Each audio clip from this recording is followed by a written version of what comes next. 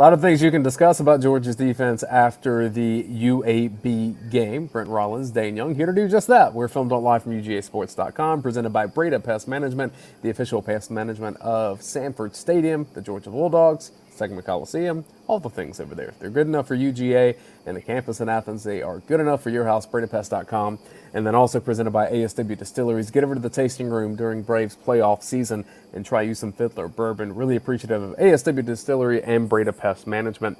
Brent, with Georgia's defense, I think there was some concern of, well, if UAB can pass on Georgia's secondary, is that something to be worried about? For me, I looked at it and I was like, there's some personnel things on the front seven I want to point out. And this is kind of a blend of both of those things. Yeah, and it's one where, as a defensive coach, I would bet after that game they were like, yeah, I like this one. I got some tape I can go now show some things and learn from. Their offense is kind of similar in a lot of aspects to something we're going to see next week, something we're going to see potentially in 3 or 4 weeks, and then something we're going to see in maybe 5 or 6 weeks. So, like, when you win comfortably – and you've got mistakes that you can sort of look at and teach and go work on and correct from the film standpoint, that's a win, I think, it's a big-time win from a coaching standpoint. Because, like, if they just dominated them and they got no yards, it's like, okay, well, what do we watch? Like, what do? Keep patting guys on the back? No, that's not Kirby Smart's DNA. He wants to get better each and every week and find ways to make you better and find ways that, hey, this isn't right, this isn't good, that we got to be better in this area. You saw it happen in real time, like Kirby gathering the entire defense and having his teaching moments in there. It's what they do. This first play is first drive for UAB. They're going to run off Tyke Smith over here with a motion, making a bet that our guy is going to be faster here at the edge than Tramel Walthour. And that's one where I think we've actually pointed this out, even maybe the first game of the season, I think, when we did this. But him at the edge spot, it just doesn't work well for the defense. Now, granted, it's not like an explosive play. It's not a huge play. But when you look, and by the way, he does a great job of hustling and getting back in the play. But if he's at the edge, and we're going to see it later, I think on the touchdown they scored, he's just not athletic enough to make those plays in space. Great hustle. And actually, from a grading standpoint, I think had his highest graded game of the season. But that's one where you see, all right, hey, Michael Williams, been nice to have you there in that spot. Good play from Dan Jackson to get downhill, square up, make contact, and then he had help from Walthour coming back, like you said, to his credit for making that tackle there. Speaking of Dan, did we notice how much Dan played in this game? Instead of 14? Yes. Yep. And we talked about that last week, and Dan Jackson played more snaps than any defender in this game. I think he had 65 snaps. Wow. And it was basically all of the first half and into the third quarter. So that was one where, and this is the beauty of the coaching and the culture and what they've sort of created, is the competitive environment. One, hey, if you work and work and work and you get your chance and you don't, well, guess what? Somebody's ready to take it. But then two, the guy to circle, we're going to highlight him here in a little bit, but the guy on this play was like 97, Brinson. Like, that guy's been playing his tail off, and you just see his snaps going up and up and up and up. He started this game, first career start, by the way. Like, so little things like that where you just see, because, like, again, we've talked about this before. I don't really watch too much in terms of Georgia's scheme that I'm like, oh, wow, I've never seen that before. I mean, there's certain things very little wrinkles that they put in place here and there.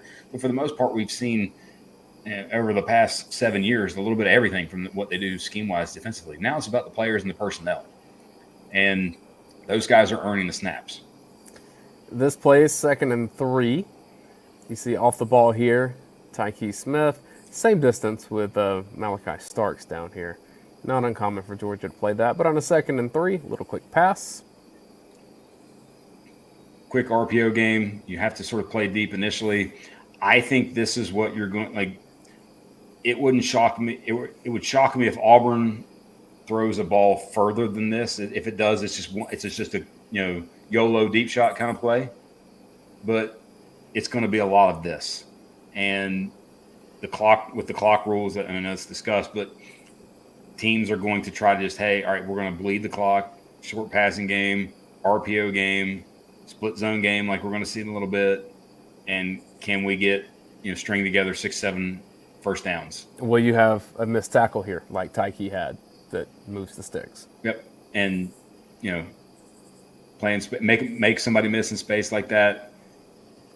And that's how we're going to beat you, because if we either truly challenge you in the running game or down the field, we're running maybe necessarily not into the offensive strengths and running into the defensive strength. Brinson, you called him out. Let's watch him work. He's earned it. I mean, what's amazing about it is we've probably pointed him out multiple times over the past couple of years, where it's like, hey, this guy flashed. Like, look at the quickness, look at the playmaking ability. And when you have a defensive line that is sort of lacking that on the interior, he's the best one right now. He was the highest graded defender in this game. I think he's now the third highest graded defender overall, and just keeps making plays, especially as a pass rusher.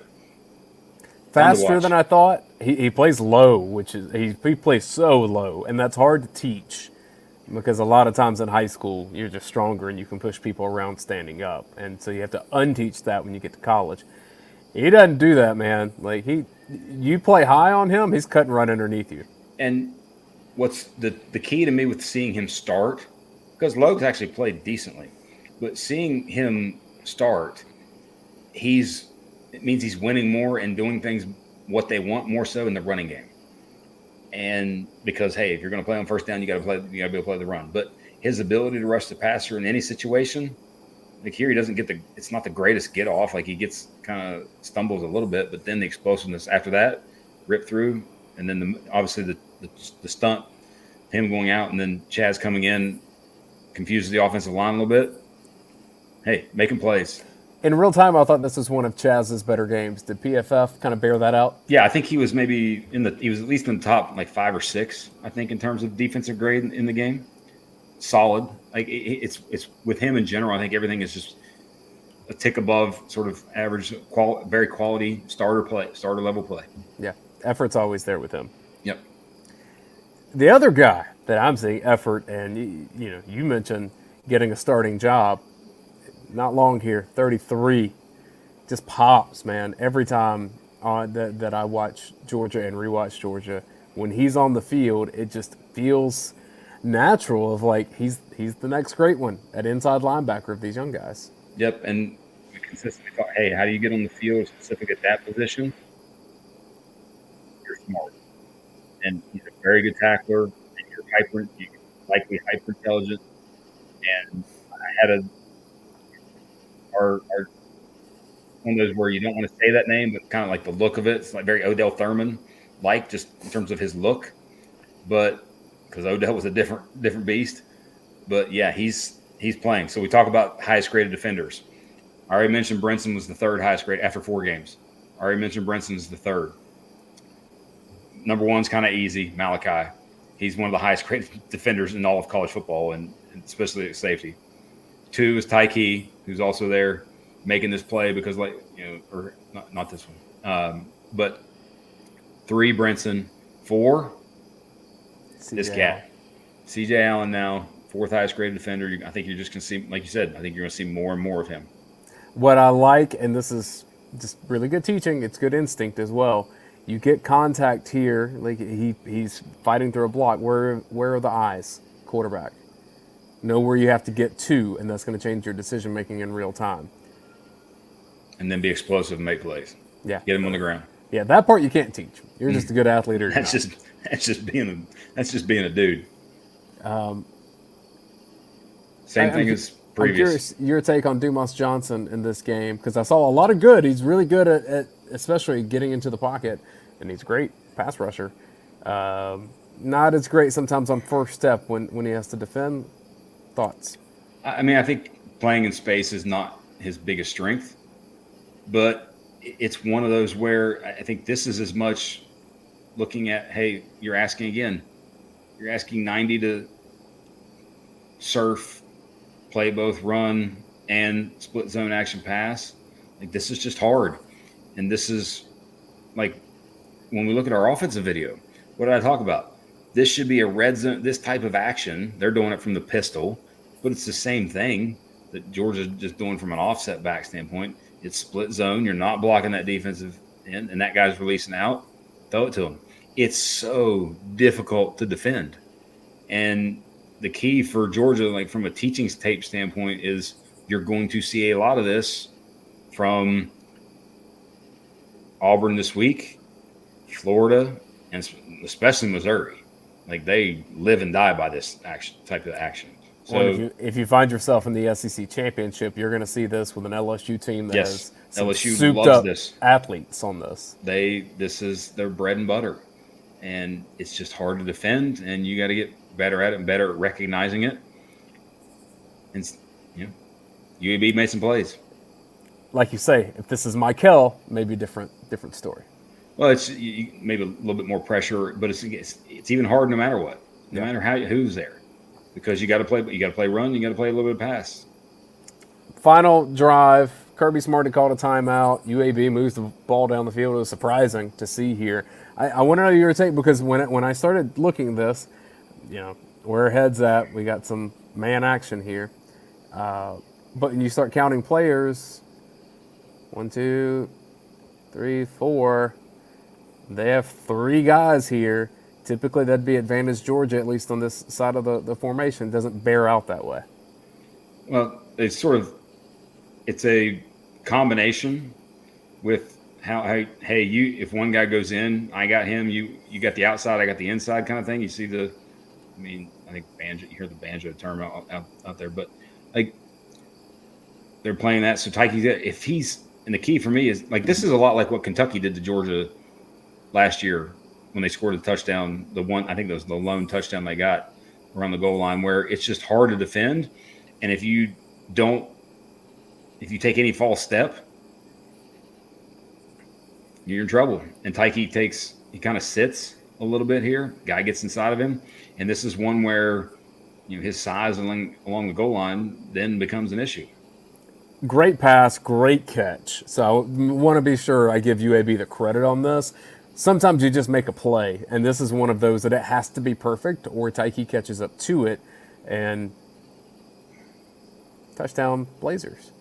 Yep. But you understand what I mean here. Like, it's just jarring to see, hey, Kamari's hanging out back here, doing his thing. No one goes that way, but like, he's doing his job. Yes. Yep. And it's one where sometimes better offense beats you. And here's the key: if you're gonna cut in front of that like Tyke does, I think you almost got to stay in his hip. He kind of comes forward a little bit. Boom. You see him sort of moving towards the goal line versus that guy, and he's going to where the throw is a little bit. But it's just good offense, and something that now is on tape that you can work on and get better at moving forward. Like I said, I think this was kind of one where, from a defensive perspective, you're like, okay, this is some of the things that we're going to see moving forward. This is, like, you think about who UAB's coordinator is. Alex Mortensen came from Alabama.